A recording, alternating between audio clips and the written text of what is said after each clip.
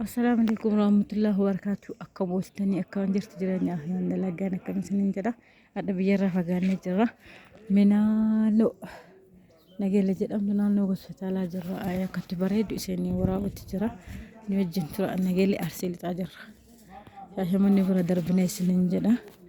nu kana fakkaata viidiyoo gibbii mana yaalaa keessa jirra kanaaf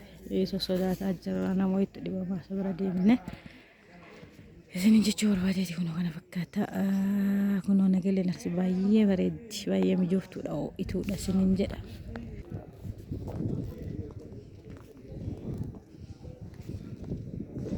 kun kana fakkaata akkasitti bareedu laala